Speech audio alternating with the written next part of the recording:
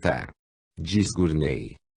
Os que acompanharam as informações e discussões publicadas no Compte Rendu e no Diário desta sociedade sabem, sem que haja necessidade de insistir nesse fato, como são escassas as provas que apareceram, inclusive as pessoas instruídas, em apoio da aparição real de amigos mortos, que justificam esta crença. A razão pode ser formulada em poucas palavras. Na maioria dos casos, em que a pessoa pretendia ter visto ou ter se comunicado com amigos e parentes mortos, nada existe que permita diferenciar o fenômeno que se apresentou aos sentidos, de uma mera alucinação subjetiva. Apesar da simplicidade desta proposição, a verdade que encerra continuou fora de suspeita durante séculos. Só em época relativamente recente as alucinações sensoriais começaram a ser compreendidas e constatou-se que os objetos mais ilusórios podem conseguir, às vezes, um extremo grau de clareza. Mas esses conceitos não tiveram, ainda, tempo de penetrar no espírito do povo. A resposta comum, do sentido comum, médio, a qualquer relato de aparição, é que a testemunha mente ou exagera, grosseiramente, está louca ou bêbada ou num estado de excitação emocional, naquele instante, ou também é vítima de uma ilusão, de uma falsa interpretação de um som ou de uma visão de caráter meramente objetivo.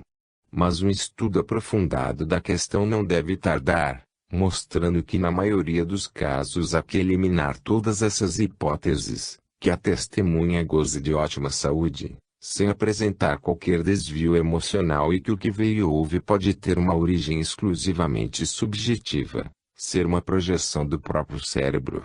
E, naturalmente, pode esperar que, entre os objetos que desta maneira se apresentam, um certo número tome a forma de um vulto ou voz humana, que o sujeito reconhece como a de uma pessoa morta, porque a recordação desses vultos e vozes faz parte de sua bagagem mental. E as imagens latentes estão prontas para fornecer a matéria das alucinações da vigília, do mesmo modo que fornece aos sonhos.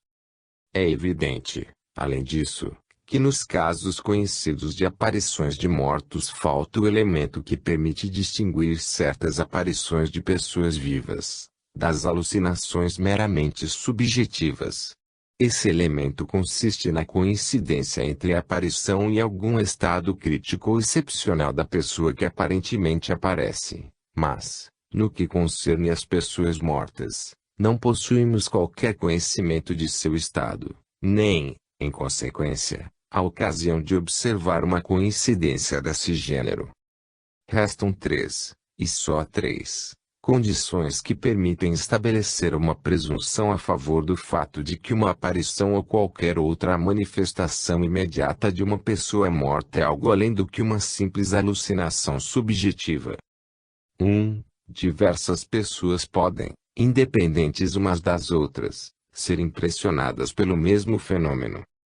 2. O fantasma pode proporcionar informações, mais tarde, confirmadas como verdadeiras, sobre algo que a pessoa que recebe não possuía anteriormente qualquer ideia. 3. O sujeito que recebe pode fornecer uma descrição exata e precisa de uma pessoa que nunca viu, cujo aspecto lhe é totalmente desconhecido. Mas, para que estas 3 condições, mesmo realizadas, sejam suficientes para permitir que se atribua a uma aparição uma causa que fica à margem do espírito do sujeito que recebe, os fatos desse gênero possuem uma característica muito geral, e que proporciona uma nova prova a favor da exteriorização da causa. É um número excepcionalmente grande de casos que surgem pouco depois da morte da pessoa representada. Essa relação de tempo se repete com bastante frequência. É de uma natureza a tornar provável a origem objetiva do fenômeno, de uma maneira análoga a que nos encaminha à conclusão de que tal aparição de uma pessoa viva possua alguma origem objetiva, telepática.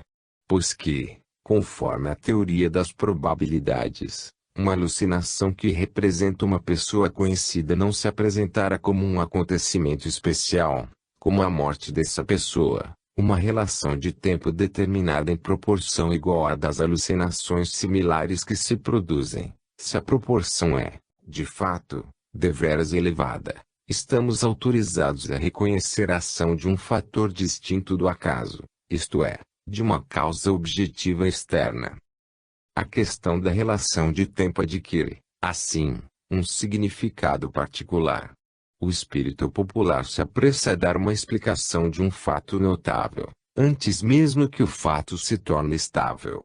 Assim, diz-se que a pessoa morta vem consolar o coração dos familiares desesperados, enquanto que sua dor ainda está viva, ou que seu espírito está ligado à terra e só aos poucos pode se libertar. Ou então é-nos apresentada uma teoria como a de Acer, segundo a qual restaria após a morte da consciência e da individualidade uma base para a manifestação física que só aos poucos desaparece. Não discutirei qualquer dessas hipóteses. No momento vamos tratar das aparições póstumas e a única questão que nos interessa é a de saber se esses fatos podem ser relacionados a uma causa externa. De sua relação com esta questão capital, da pesquisa relativa à frequência com que esses fenômenos se produzem, logo após a morte, deriva toda a sua importância. Reunindo um grande número de testemunhos originais, relativos às alucinações sensoriais, espantou-me, pela primeira vez, a enorme proporção de casos em que o fantasma representava um amigo ou parente, recém-falecido. De 231 alucinações que representavam seres humanos reconhecidos, 28, ou seja, uma oitava parte, surgiram várias semanas após a morte da pessoa representada. Portanto, possuímos duas razões para dar pouco valor a este fato. Em primeiro lugar, um fantasma que representa uma pessoa recém-falecida é mais suscetível de despertar o interesse e de ser notado e aquilatado, o que contribui para elevar a proporção dos casos desse gênero numa coletânea como a nossa. Em segundo lugar, o fato da morte era do conhecimento da pessoa que percebe, em todos os casos relatados. Parece, pois, natural concluir que o estado emocional desta pessoa basta para perceber a alucinação, e essa explicação será adotada pela maioria dos pesquisadores, psicólogos e médicos. A meu ver, contentar-me-ia se pudessem me citar um caso de aparição fantasmagórica de uma pessoa, que o amigo que viu a aparição acreditava morta, mas que, na realidade, estava bem viva e saudável. Os avisos falsos sobre a morte são raros para que se possam citar casos desse gênero. Acredito que a dor e o sentimento de terror, aliados à morte, podem ser considerados como a causa suficiente das experiências sensoriais anormais, relativas a pessoas cuja morte recente é deplorada, até que a realidade objetiva dos fantasmas dos mortos, em determinados casos, seja estabelecida através de provas independentes. Se, agora, vamos tirar alguma conclusão provável, no que diz respeito à natureza objetiva das aparições e das comunicações póstumas, ou de algumas delas, do fato da extrema frequência com que é produzida, pouco tempo após a morte, deveríamos nos limitar ao caso em que o fato da morte era desconhecido do sujeito que recebe, no momento exato da experiência. Mas, nesta época de cartas e telegramas, a maioria das pessoas toma conhecimento dessas notícias dias ou horas após o falecimento, de forma que as aparições, para estarem de acordo com as nossas condições, devem acontecer imediatamente após a morte. Possuímos um número suficiente de casos desse gênero. Os leitores de Phantasms of the Living sabem da existência de tais casos. Em alguns deles, citados neste livro, como os exemplos de transmissão telepática, por parte de uma pessoa morta, a pessoa estava de fato morta, no momento em que se realizara a experiência, e a publicação destes casos sob o título comum de Phantasms of the Living, Fantasmas dos Vivos, despertou, e é natural, críticas. Note-se que a indicação que dei destes casos supõe uma condição que não pode de forma alguma ser considerada como certa.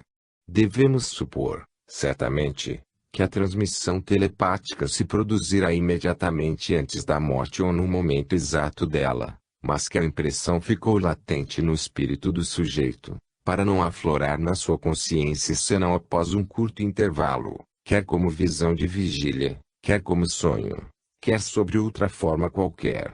Reconheçamos momentaneamente que esta hipótese se justifica.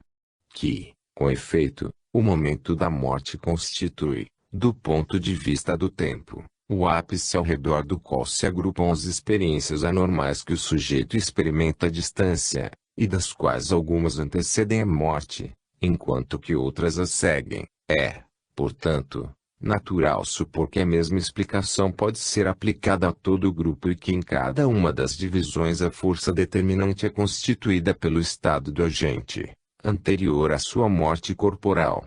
Alguns casos de transmissão experimental de pensamentos confirmam, além disso, a opinião segundo a qual as impressões transmitidas podem permanecer latentes durante certo tempo, antes que o sujeito que recebe as perceba, e as recentes descobertas, relativas ao automatismo e à inteligência secundária tornam muito provável o fato de que a telepatia manifesta seus primeiros efeitos sobre o pedaço inconsciente do espírito.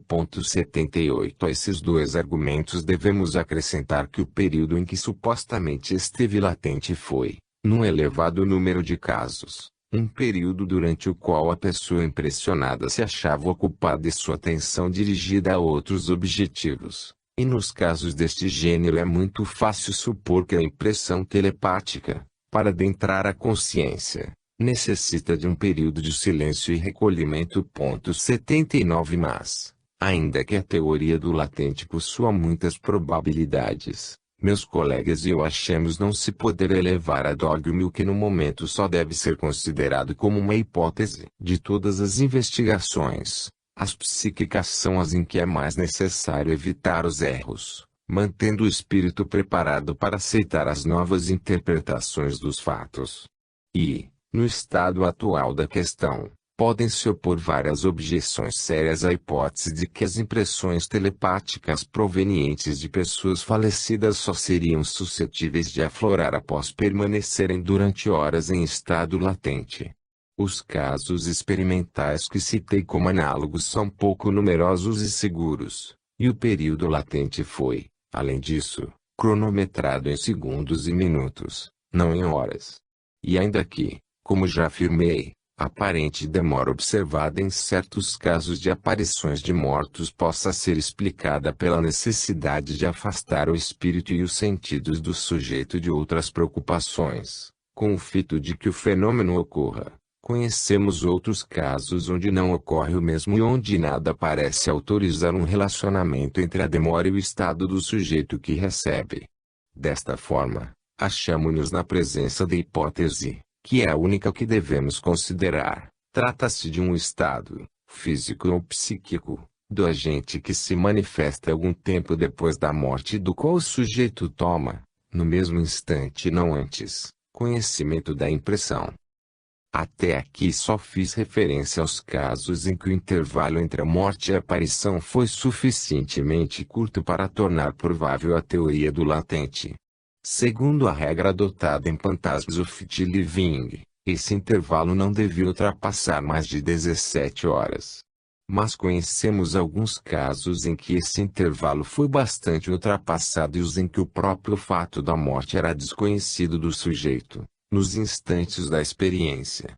A teoria do latente não pode ser razoavelmente aplicada aos casos em que a aparição se acha separada por semanas ou meses do instante da morte, que é o último durante o qual uma ideia comum transmitida telepaticamente pode ter acesso, próximo ao sujeito. E a existência destes casos, enquanto tende a estabelecer a realidade de aparições de mortos, devidos a causas externas, diminui o valor das objeções que se opõem ao conceito que considera as aparições etc., que seguiram de perto a morte, como de causa diferente às que coincidem com a morte e antecedem, também de perto. Proceedings of TSPR, v. Pag. 403 a 408. A hipótese do latente que encontramos aqui, no início de nossa pesquisa, é de importância relevante, embora, como veremos mais tarde, chegue um momento em que não é capaz de englobar todos os fatos. Se pudéssemos traçar uma curva que expressasse o número relativo das aparições, antes e depois da morte, veríamos que este número aumenta rapidamente durante as horas que antecedem, para, gradativamente, diminuir durante as horas e dias que se seguem à morte. Após o primeiro ano, as aparições tornam-se raras e excepcionais. O momento da morte, diz Gurney, é o centro de um grupo de experiências anormais, das quais umas antecedem, enquanto outras seguem-se à morte. Esta frase não deve ser interpretada como se Gurney tivesse desejado afirmar que a morte é a causa dessas experiências. As que se produzem antes da morte podem ser motivadas ou determinadas não pela morte em si, mas pelo estado anormal, coma, delírio, que a antecede. Possuímos, com efeito, muitos exemplos de fantasmas verdadeiros, que coincidiram com crises, como acidentes de automóvel, etc., acontecidos a agentes distantes, mas que não foram seguidos de morte. Encontramos, além disso, que em quase todos os casos em que um fantasma, verdadeiro ou não, antecedeu a morte do agente, a morte foi motivada por uma doença, não por um acidente. Existem poucas exceções a esta regra. Num caso citado em Phantasms of the Living, e Pag. 52, o fantasma aparece antecedendo-se de meia hora à morte súbita, por afogamento. O sujeito que recebe mora numa granja de Norfolk, enquanto que a vítima, ou agente, pereceu durante uma tempestade nas proximidades da ilha de Tristão da Cunha, e imaginamos que um erro de hora ou de observação bastava para explicar esta pretensa exceção à regra. Em outro caso, tratava-se de uma morte violenta, suicídio, mas o estado de excitação mórbida em que se encontrava a vítima algumas horas antes da morte, isto é, no momento em que se deu a aparição, era só um estado de crise. Existem outros casos, não citados no Phantasms, em que o fantasma ou duplo foi visto vários dias antes da morte acidental, mas os casos desse gênero são pouco numerosos para tornar viável a existência de um nexo causal entre a morte e a aparição. Não é fácil chegar à certeza, no que concerne aos casos em que o intervalo foi cronometrado em minutos, porque se o sujeito está longe do agente, sempre podemos ter dúvidas quanto à exatidão com que foi anotada a hora e no que diz respeito à exatidão da observação. E, por outro lado, se o sujeito e o agente se encontram no mesmo lugar, podemos nos perguntar sempre se o fantasma observado não foi uma simples alucinação subjetiva. Desse modo, possuímos vários relatos de gritos horrorosos ouvidos pelas pessoas que velavam o cadáver, logo após a morte aparente, ou uma espécie de halo luminoso ao redor do morto. Mas tudo isso se produziu num momento bastante propício às alucinações subjetivas e se os fenômenos em questão não afetaram senão um indivíduo é difícil atribuir-lhes algum valor. No caso em que o fenômeno parece afetar diversas pessoas, pode-se tratar de uma transmissão de pensamento entre os espíritos das pessoas presentes, seja ou não o fenômeno devido à pessoa do morto. Existem também outras circunstâncias nas quais, mesmo sendo a morte conhecida, uma alucinação advinda logo após pode ter um valor subjetivo. É o caso de uma mulher que sabia da morte de sua irmã, há várias horas e que, sem estar num estado de excitação mórbida, pensou ter visto entrar alguém na sala de jantar, abrindo a porta e fechando-a atrás de si. Ficou assustada ao ver que não havia ninguém no cômodo. Passado algum tempo, verificou que podia existir alguma relação entre a aparição e a morte da irmã. Isso nos lembra o caso de Il, que viu entrar na sua casa um vulto alto que, após tê-lo assustado e surpreendido, desapareceu sem que fosse possível seu reconhecimento. Mas um de seus tios, homem de estatura elevada, estava naquele momento moribundo e deve-se notar que mesmo sabendo desse fato, Sua angústia não seria por si só suficiente para dar origem a essa assustadora aparição. Há casos em que o sujeito viu a aparição de um amigo, logo após a morte deste último, teve outras alucinações verdadeiras e nunca qualquer alucinação subjetiva. Os sujeitos desta categoria supõem naturalmente que a aparição do amigo morto possui o mesmo caráter verídico que as alucinações anteriores, mesmo que a coisa não fosse evidente sabendo-se da morte no momento da aparição.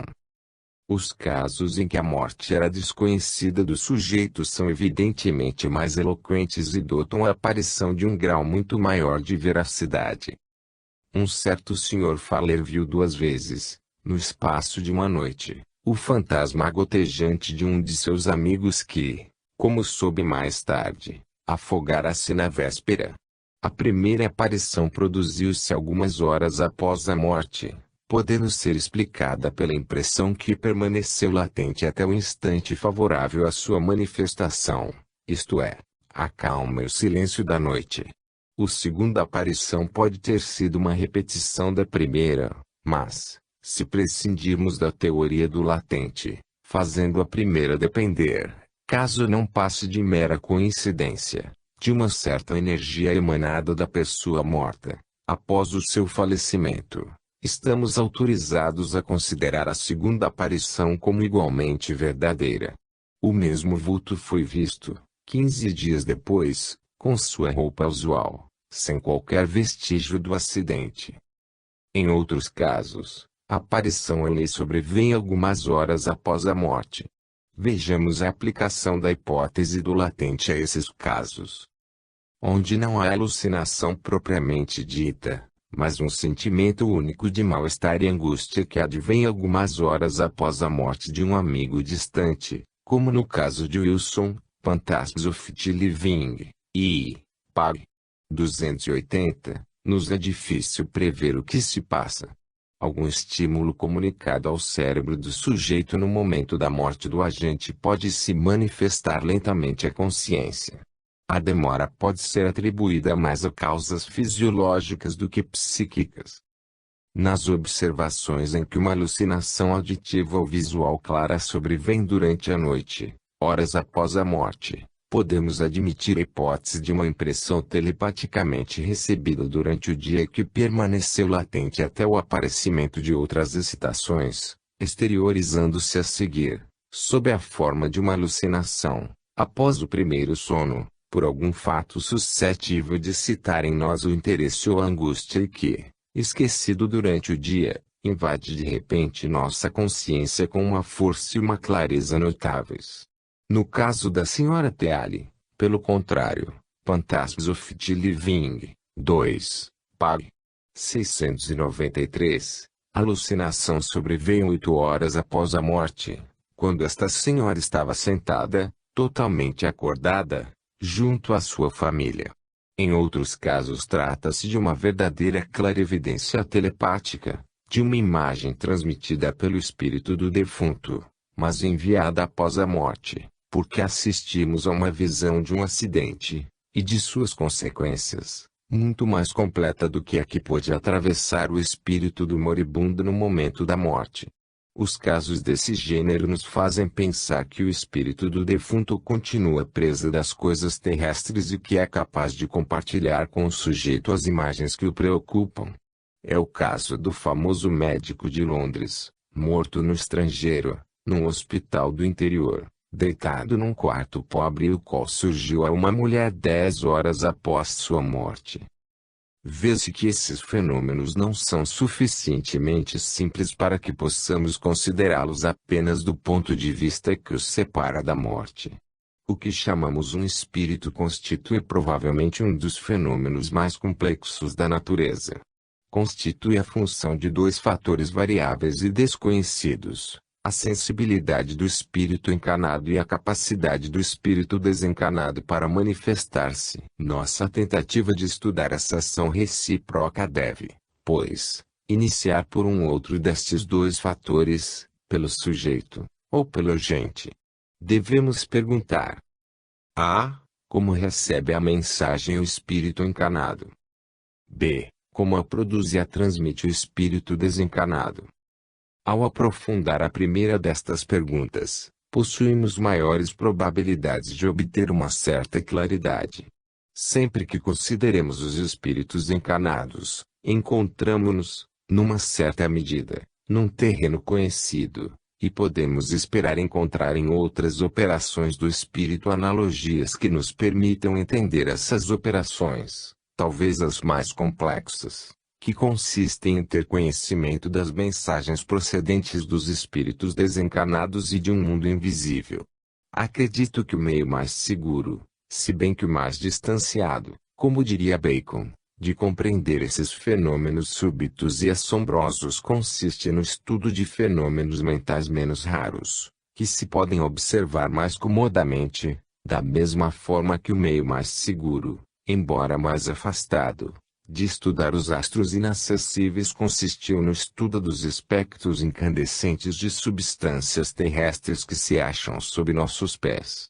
Espero que o estudo das diversas formas de consciência subliminar, das capacidades subliminares, da percepção subliminar, nos tenha permitido obter finalmente, no que concerne ao nosso ser e ao nosso modo de funcionamento, conceito que provara que a percepção pelos espíritos encarnados de mensagens originadas nos espíritos desencarnados, longe de constituir uma anomalia isolada, é, talvez, o resultado do exercício de capacidades comuns inatas. Eu gostaria de iniciar o estudo de todos esses casos pelo lado humano e terrestre. Se pudéssemos não só compartilhar, mas também interpretar os sentimentos subjetivos dos sujeitos, se pudéssemos compará-los a outros sentimentos provocados pelas visões comuns, pela telepatia entre os vivos, obteríamos um conhecimento mais próximo do que sucede, do que o que nos pode proporcionar a observação externa dos detalhes de uma aparição. Mas um estudo sistemático desse teor não é possível no momento, enquanto que é relativamente fácil colocar todo o conjunto de casos em várias séries, segundo as características e detalhes externos, iniciando pelos que exprimem o conhecimento mais profundo e um objetivo definido, para terminar pelos que possuem indícios de uma inteligência qualquer cada vez mais raros e débeis, até consubstanciar-se em sons e visões, sem significado marcante. Possuímos poucos casos de aparições que testemunham que o espírito possui um conhecimento contínuo do que ocorre a seus amigos sobreviventes. Os testemunhos desse gênero são naturalmente proporcionados na maioria dos casos pela escrita ou palavra automáticas. Mas, no caso de Palladio, relatado por Mantite, publicado no relatório da Comissão de Alucinações e anotado no Proceedings of TSPR, X, Pag. 387 a 391, trata-se de um espírito de aparições repetidas, que representa um papel de anjo da guarda que se interessa particularmente pelo futuro casamento do sobrevivente. Mais frequentes são os casos em que uma única aparição, não repetida, indica um acontecimento contínuo dos assuntos terrestres. Esse conhecimento se manifesta principalmente em duas direções. Apoia-se, com frequência, em alguma circunstância relacionada com a morte da pessoa falecida, com a aparência de seu corpo após a desintegração, ou com o lugar de seu sepultamento temporal ou de sua inumação definitiva, e, por outro lado, baseia-se na morte iminente ou real de um amigo da pessoa falecida. Considero, particularmente, que uma certa parte da consciência póstuma pode estar, durante algum tempo, tomada por cenas terrestres. E, por outro lado, quando um amigo que sobrevive aproxima-se, aos poucos, ao mesmo estado de dissolução, esse fato pode ser percebido no mundo espiritual. Quando este amigo está realmente morto, o conhecimento que seu antecessor pôde ter dessa transmutação é um conhecimento dos fatos do outro mundo, como deste. Ao lado dessas informações adquiridas, talvez, no limite entre os dois estados, existem aparições que implicam uma percepção de acontecimentos terrestres mais definidos, como as crises morais, matrimônios, discussões graves, ameaças de crime, que acontecem aos amigos sobreviventes. Em alguns desses casos, em que o espírito parece ter conhecimento da morte iminente de um amigo, esse conhecimento antecipado em nada se assemelha à nossa previsão da morte. Ocupar-me-ei desses casos num outro capítulo onde será discutido o problema da precognição espiritual. Mas, em outros casos, o grau de precognição não parece superior ao dos espectadores comuns e neste é onde resumirei em primeiro lugar a morte, que ainda não sendo prevista pela família, o foi por um médico que examinara o paciente.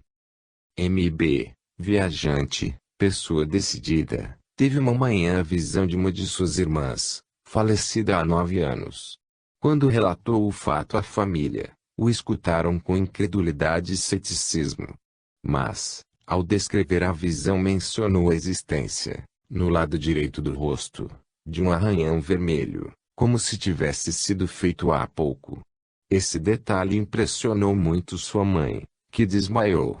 Quando voltou a ser, contou que ela própria fizera aquele arranhão ao colocar a filha no ataúde e que encobrirá a mancha, cobrindo-a de pó de arroz, de forma que ninguém no mundo sabia do fato. O fato de que o seu filho visse o arranhão era, pois, uma prova incontestável da veracidade da visão e viu também nisto o prenúncio da própria morte, o que de fato aconteceu, poucas semanas depois. Só é possível interpretar este caso como sendo a percepção, pelo espírito, da morte iminente da mãe. Segue-se um pequeno grupo de casos cujo interesse principal consiste em servirem, por assim dizer, de nexo entre os casos relatados acima, em que os espíritos têm o conhecimento antecipado da morte de um amigo, e os casos, de que nos ocuparemos, em que o espírito parece saudar um amigo que partiu da terra. Este grupo forma, ao mesmo tempo, uma extensão natural da clarividência dos mortos, ilustrada por alguns casos de reciprocidade, como por exemplo no caso da senhora W., em que uma tia moribunda tem a visão de sua sobrinha, que tem no mesmo momento a visão de sua tia. Vide Pantasms of the Living, 2, pag. 253. Da mesma forma que a separação iminente do espírito e do corpo permite que o espírito projete seu fantasma entre os espíritos encarnados que se encontrem a certa distância na Terra, aqui também a separação iminente permite à pessoa moribunda enxergar os espíritos que habitam o outro mundo. Não é difícil ouvir os moribundos dizerem ou mostrarem que vêm espíritos amigos, próximos a eles. Mas as visões desse gênero carecem de valor, desde que a pessoa moribunda saiba que o amigo, cujo espírito vê, deixou a terra ou está prestes a deixá-la. Passamos insensivelmente deste grupo ao dos em que os espíritos desencarnados manifestam o conhecimento que possuem da morte de um de seus parentes ou amigos. Essas manifestações se produzem raramente neste mundo, possuindo diversas formas. Desde as manifestações de simpatia à simples presença silenciosa. Certa noite, entre 11 e 12 horas, enquanto se achava totalmente desperta, a senhora Lucida Addison ouviu chamarem por seu nome, 3 vezes, e viu a seguir o vulto de sua mãe, morta há 16 anos, que carregava 2 crianças nos braços e as estendia na sua direção, dizendo: "Cuide deles, porque acabam de perder a mãe." No dia seguinte, a senhora Addison soube que sua cunhada morrera de parto, 3 semanas depois do nascimento de seu segundo filho. Note-se que as 2 crianças que vira nos braços de sua mãe pareceram-lhe efetivamente da idade dos 2 filhos de sua cunhada, cujo parto e nascimento do segundo filho ignorava. Proceedings of TSPR, Pag. 380-382. Neste ponto, deparamo-nos com um grupo considerável de casos em que o espírito desencarnado manifesta um preciso conhecimento de alguns fatos relacionados com sua vida terrestre, com sua morte, ou de conhecimentos ulteriores relacionados com a morte. O conhecimento desses fatos ulteriores, como a propagação da notícia da sua morte, ou o lugar de sua inumação, é de um caráter mais completo do que a simples recordação dos fatos que conhecerá durante a vida. Mas todos esses graus de conhecimento se completam e sua conexão é mais bem apreciada se iniciamos pelo grau mais elementar, pelo da simples memória terrestre. No caso seguinte, a informação transmitida por uma visão verificou-se ser precisa, exata e muito importante para os sobreviventes. Encontrou-se um homem morto num lugar deveras distante de seu domicílio. Suas roupas, que estavam sujas de barro, foram substituídas por outras limpas e lançadas no fundo de um pátio. Quando a notícia de sua morte chegou à sua casa, uma de suas filhas desmaiou, e ao recobrar os sentidos disse que acabara de ver seu pai vestindo umas roupas que não eram suas e das quais deu exata descrição, acrescentando que seu pai lhe revelara ao mesmo tempo ter costurado, depois de haver saído da casa, certa soma em dinheiro num dos bolsos, e que esta roupa fora jogada com as outras. Ao verificarem o fato viu-se que a descrição que deu da roupa nova de seu pai era exata e encontraram o dinheiro costurado na roupa que apontou. O fantasma revelou, pois, dois fatos, um dos quais só era do conhecimento de alguns e outro só dele. No caso, parece que a filha estava em estado de êxtase e não de sonho, o que seria ideal ter verificado. Este caso é semelhante ao do barão von Driesen, que, 9 dias depois da morte do sogro, com quem discutira, viu a aparição deste, que viera lhe pedir perdão pelas ofensas que lhe causara. A mesma aparição foi vista, no mesmo momento, pelo cura do povoado em que moravam o barão e o sogro, e o objetivo desta aparição era solicitar do padre que procurasse reconciliação entre o genro e o sogro. Vemos, nestes dois casos, os espíritos ocupados após a morte com deveres e compromissos, grandes ou pequenos, que assumiram durante a vida. Os laços desse gênero parecem favorecer ou facilitar a ação dos espíritos sobre os vivos. Podemos nos criar condições de modo a permitir que as almas que desejem aparecer se manifestem. Parece-me que isso é, até certo ponto, possível. Quando iniciamos a compilação, Edmund Gurney surpreendeu-se com o número enorme de casos em que o sujeito nos informava que se produzira entre ele e a pessoa falecida um compromisso, em virtude do qual o que falecesse apareceria ao outro. Considerando, acrescenta, o pequeno número de pessoas que assumem esse compromisso, é difícil deixar de concluir que o fato de ter assumido um compromisso desse gênero possui certa eficácia. Mas, nos 12 casos desta categoria, citados no Pantasmas, possuímos 3 nos quais o fantasma aparecera num momento em que o agente ainda estava vivo. Na maioria dos outros, a determinação exata do tempo não pôde ser feita e sobre alguns só se sabe que o fantasma apareceu muito após a morte do agente. Resulta, pois, que a existência de uma promessa ou de um compromisso pode atuar com eficácia, quer sobre o eu subliminar, antes da morte, quer sobre o espírito, o que é mais provável, após a morte. Esta conclusão é confirmada por outros casos, dos quais só citaremos 2. O primeiro trata-se do cumprimento pela pessoa falecida de um compromisso imediato. É o caso de Edwin Russell, baixo do coro da igreja de São Lucas, em São Francisco, que caiu, numa sexta-feira, na rua, vítima de um ataque apoplético. 3 horas após a morte, o Sr. Reeves, diretor do coro, que desconhecia o fato ocorrido sob sua janela e que se preparava para escolher um Te-Deum para o domingo seguinte, viu o fantasma de Russell, que lhe apareceu com uma das mãos sobre a fronte e estendendo a outra com um maço de músicas. A aparição durou uns segundos, deixando Reeves assustado e comovido. Mais tarde, tomou conhecimento da morte de Russell. Este deveria comparecer, no dia seguinte, na casa do maestro do coro, conforme prometera-lhe dias antes. Homem formal, Seu último pensamento deve ter sido de que não poderia comparecer ao encontro e provavelmente com o desejo de apresentar sua demissão como membro do coro a que se dirigir à casa de Reves. Proceedings of TSPR 8. Pag. 214. Em outro caso, mais notável ainda, um indivíduo tuberculoso trocara com uma jovem, que acabara de conhecer numa estação invernal, a promessa de que quem morresse primeiro apareceria ao outro, de uma maneira que não fosse desagradável ou assustadora. Mais de um ano depois apareceu, com efeito, não a moça em questão, mas a sua irmã, e no momento em que se dispunha a subir num carro, a moça, que também se encontrava no carro, não tinha visto nada.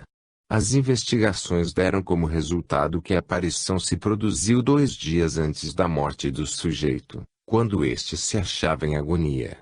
Proceedings of TSPR, X. Pag.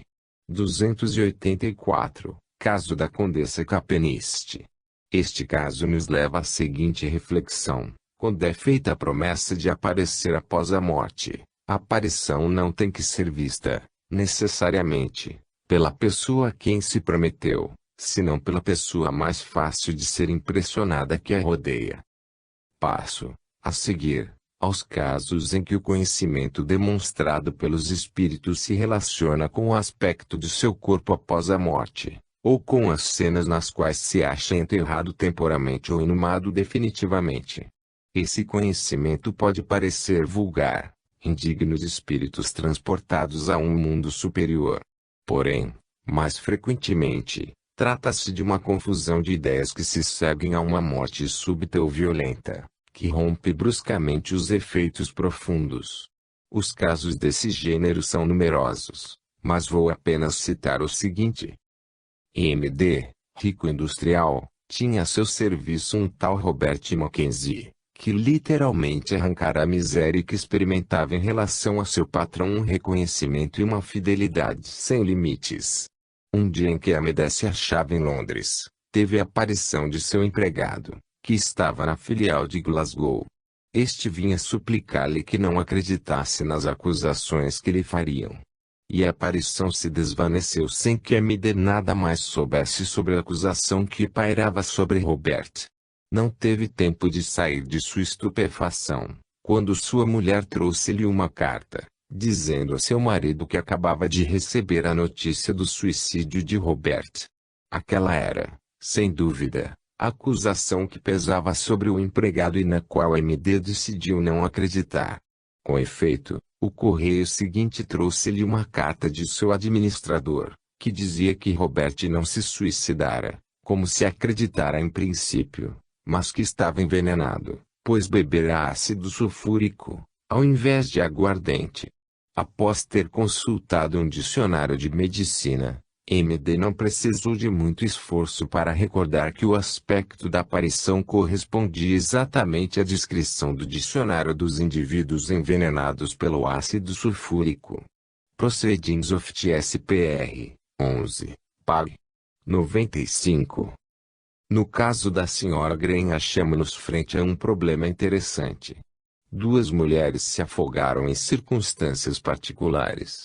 Um amigo teve, aparentemente, uma visão clarividente da cena, não no momento em que se deu, mas algumas horas depois, ao mesmo tempo em que outra pessoa, que tinha o maior interesse pelo destino das 2 mulheres, soube do fato. Pode-se, pois, supor que a cena clarividente, em aparência, foi transmitida telepaticamente ao primeiro por outro espírito vivo. Acredito, porém, que a natureza da visão, tanto como outras analogias que poremos em relevo no decurso de nossa discussão, fazem provável uma demonstração diferente, que implica na ação simultânea dos mortos e dos vivos. Suponho que uma corrente de ação pode partir de uma pessoa morta, mas que não se torna bastante forte para ser perceptível ao sujeito senão quando está reforçada por uma corrente de emoção que tem como ponto de partida um espírito vivo. Só através da acumulação progressiva de fatos, cheguei a acreditar que a estranha suposição que atribui aos espíritos desencarnados a capacidade de conhecer o momento em que a notícia de sua morte chega aos amigos, não está de todo desprovida de realidade. A possibilidade, para o amigo, de adivinhar, através da clarividência, a existência nas proximidades de uma carta que anuncia a morte, torna bastante difícil a prova desse conhecimento. Assim, como se demonstrou em Phantasms of the Living, pode-se tratar de um fenômeno da clarividência, inclusive nos casos em que a carta não apresente em si qualquer importância. Existirá uma ação recíproca entre a esfera do conhecimento do espírito desencarnado, de forma que a intuição de um esteja, numa certa medida, reforçada pela do outro. É o caso do Sr. Tandy, que escolhe ao acaso um jornal, na casa de alguns amigos, e ao chegar em casa, enquanto procura na estante o livro que deseja, volta-se para a janela e enxerga o vulto de um velho amigo, que não via há uns 10 anos, aproxima-se e o vulto se esvanece. Ao abrir o jornal, lê a notícia do falecimento deste amigo. Proceedings of the SPR, v. Pag. 409. Este incidente tomado isoladamente e sem conexão aparente com outras formas de ação manifestadas pelos mortos parece, inclusive, deveras raro para ser classificado num grupo coerente. Mas a sua inclusão é facilitada por certos casos em que o sujeito experimenta uma sensação de depressão inexplicável no momento da morte de seu amigo, que sobrevém à distância, sensação que persiste até a chegada da notícia, quando, em vez de intensificar-se, desaparece subitamente. Em um ou dois casos desse gênero, a aparição permanece até a chegada da notícia, desaparecendo imediatamente a seguir. E por outro lado, a aparição parece preparar o espírito do sujeito para a notícia chocante que o espera. Pode-se concluir que nestes casos a atenção do espírito está concentrada, de um modo mais ou menos contínuo, no sobrevivente, até que este receba a notícia. Isso não nos explica como o espírito sabe que chegou a notícia. Nesta hipótese, o conhecimento desse gênero pareceria menos raro e isolado. Citarei, a seguir, um caso ímpar, dado o caráter absurdo que pode ter para alguns. Trata-se de duas moças, duas irmãs, que, após ficarem ao lado de sua mãe, que acabara de falecer, foram descansar no quarto vizinho. Era por volta das 10 da noite. Repentinamente, ouviram a voz do irmão, que estava num lugar a 700 quilômetros deste, cantar um dueto com voz de soprano, acompanhado de harmônio. Distinguiram perfeitamente a música e a letra. Mais tarde ficaram sabendo que o irmão prestara um concurso para um concerto e cantara em dueto, com o soprano, o trecho que as irmãs ouviram. E o telegrama que elas enviaram não foi entregue senão quando ele concluíra sua participação. Proceedings of the SPR, 8, Pag. 220. Pode-se explicar este caso somente pela hipótese de que o espírito da mãe alertara as filhas da demora na entrega do telegrama. Gostaríamos agora de abordar os casos onde a aparição é impotente para comunicar uma mensagem mais definida daquilo que constitui o fato mais importante, ou seja, a persistência de sua vida e de seu amor. Esses casos podem, porém, ser divididos em diversas categorias. Mas cada aparição, ainda que momentânea, é um fenômeno mais complexo do que parece. Pode-se estabelecer uma primeira divisão em aparições pessoais e locais, as primeiras destinadas a agir sobre o espírito de certos sobreviventes, as segundas unidas a lugares determinados, frequentemente, é certo, tendo por objetivo impressionar os sobreviventes, mas suscetível de degenerar e de manifestar-se por sons e visões que parecem excluir um objetivo e uma inteligência qualquer. Consideremos, pois, essas propriedades sem esperar que nossas divisões apresentem uma simplicidade lógica, porque acontecerá, com frequência, que os caracteres locais e pessoais permanecerão confusos, como no caso em que o sujeito procurado pela aparição mora numa casa conhecida, familiar. Mas, em alguns casos, como no do Arranhão Vermelho, Verantes, ou da Condessa Capeniste, idem, a aparição se produz num meio estranho e desconhecido para a pessoa falecida. São manifestações de uma forma superior e mais desenvolvida, as que nesse caso se observam. Entre as aparições mais breves e menos desenvolvidas, as frequentações pelo fantasma de meios desconhecidos são relativamente raras. Nos casos desta categoria, assim como nos casos em que a aparição atinge o sujeito no meio do mar, só a personalidade do sujeito é capaz de guiar a aparição em suas investigações. No caso de M. Keuleman, Phantasms of the Living, e Pag. 196, que viu o filho aparecer 2 vezes, no momento da morte e após a morte. Dir-se-á que na primeira vez o filho buscara o pai num meio conhecido e na segunda num meio desconhecido. Existem ainda casos auditivos em que a palavra do fantasma se produz em lugares desconhecidos da pessoa falecida. Uma das características das aparições é que um grupo de pessoas pode, simultânea e conjuntamente, ver um vulto ou ouvir uma voz fantasmagórica. Não nos casos superiores, mas nos de mera obsessão, quando a figura é vista simultânea ou sucessivamente por diversas pessoas. Não sei como explicar essa tendência aparente a não ser que se admita que os espíritos familiares são mais apegados à terra e mais próximos da matéria do que os outros. Mas os exemplos de coletividade abundam em todos os grupos de aparições, e a aparência irregular de uma característica que pareceu tão fundamental nos mostra até que ponto pode variar o mecanismo interno, nos casos que nos parecem compostos de acordo com o mesmo modelo. Citarei a seguir o caso do Sr. Thorne, cuja aparição, sob a forma de um medalhão, de tamanho natural, refletido na superfície brilhante de um armário, foi vista uma noite, 6 semanas após sua morte, num quarto iluminado a gazê, ao mesmo tempo, por 6 pessoas, 2 filhas, sua mulher e 3 empregados, de tal forma que cada uma destas pessoas viu-a de forma diferente. O que exclui a possibilidade de sugestão. Phantasms of the Living, 2, Pag. 213. Ao lado dessa aparição coletiva poderemos citar outros exemplos em que a aparição foi vista por uma só pessoa. É este, por exemplo, o caso do pequeno Goribot, Proceedings of the SPR, 8, Pag.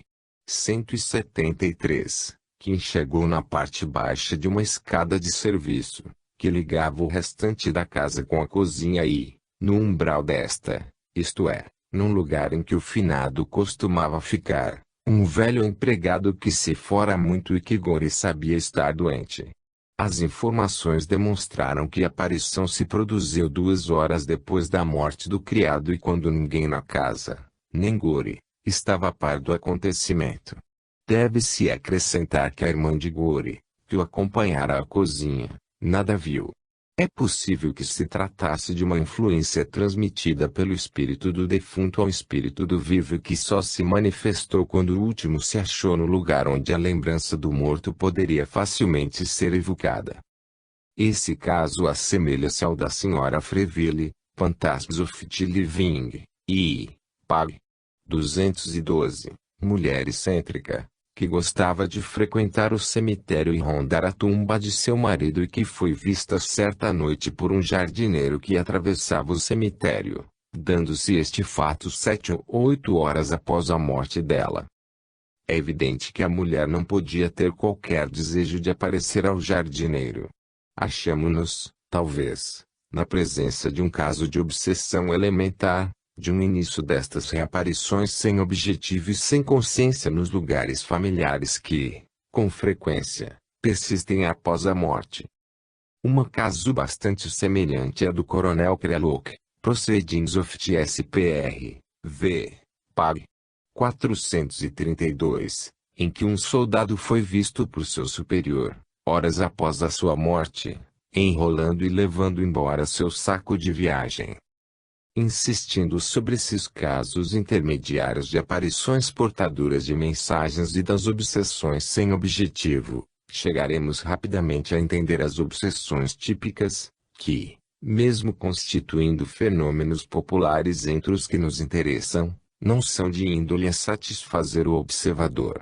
Existe uma tendência a encontrar uma relação qualquer entre a história de uma casa mal-assombrada, de um lado, e as visões e sons diluídos e frequentemente diversos que perturbam e aterrorizam seus habitantes vivos, de outro. Mas devemos nos libertar da ideia de que a causa principal desse tipo de obsessão é um crime hediondo ou uma catástrofe sem limites. Os casos que conhecemos confirmam esta ideia. Quase todas as vezes trata-se de uma aparição vista por um estranho, meses após a morte, sem qualquer razão para que se dê naquele momento e não em outro. Considero que a ação contínua do espírito desencarnado constitui o principal fator determinante destas aparições. Mas não é o único elemento, enquanto os pensamentos e as emoções das pessoas vivas intervenham para auxiliar ou condicionar a atividade independente dos espíritos. Acredito, inclusive, que é possível que a fixação intensa de meu espírito, por exemplo, sobre o espírito de uma pessoa falecida seja capaz de ajudá-la a se manifestar num momento dado, não para mim, mas para outra pessoa mais sensível do que eu. Existe, todavia, outro elemento que desempenha papel relevante nesses grupos de aparições pouco claras, cuja significação é mais difícil de determinar do que a ação possível dos espíritos encarnados. Falo dos resultados possíveis da atividade mental passada, que, de acordo com o que sabemos, podem persistir, de alguma forma, num sentido perceptível, sem serem reforçados, da mesma forma que persistem os resultados da antiga atividade corpórea. Essa questão nos leva a outra mais ampla, a do conhecimento póstumo e as relações entre os fenômenos psíquicos e o tempo em geral, que não podemos tratar neste capítulo. Devemos recordar que essas possibilidades existem e que elas nos fornecem a explicação de certos fenômenos nos quais as manifestações recentes de inteligência entram numa parcela mínima, como por exemplo, os sons despojados de significado que persistem durante anos num cômodo de determinada casa. Porém, em alguns casos espaçados, em que são ouvidos sons de origem desconhecida, antes ou depois da morte de uma pessoa, pode-se supor que se trate de sons de recepção, de boas-vindas, análogos às aparições de boas-vindas de que já falamos, isto é, de uma verdadeira manifestação da personalidade. Os sons em questão podem ser ou não articulados e tomar a forma de ruídos musicados ou imitar os que a pessoa falecida costumava emitir, no exercício da profissão, por exemplo. Mas, afastando todos esses casos cuja principal característica consiste na produção de sons não articulados, achamo-nos diante de casos de obsessão, em que diversas pessoas viram espectros, e casos que, com frequência, se assemelhavam. Sobre esse tema foram formuladas diversas hipóteses. A meu ver, considero que quando o mesmo fantasma é visto por mais de uma pessoa ao mesmo tempo, trata-se de uma transposição da parte do espaço em que o fantasma foi percebido, sem que a matéria em si, que ocupa esse espaço, tenha sofrido qualquer transformação. Não se trata, pois, de percepção óptica ou acústica, de raios luminosos refletidos, ou de ondas sonoras postas em movimento, antes, de uma forma desconhecida de percepção supranormal, que não age, necessariamente, através dos órgãos terminais dos sentidos. Inclusive, vejo certa analogia entre esses relatos de assombração e os fantasmas dos vivos, denominados psicorrágicos. Parece-me que se produz, em cada caso, um deslocamento involuntário de um elemento do espírito, independentemente do centro principal da consciência.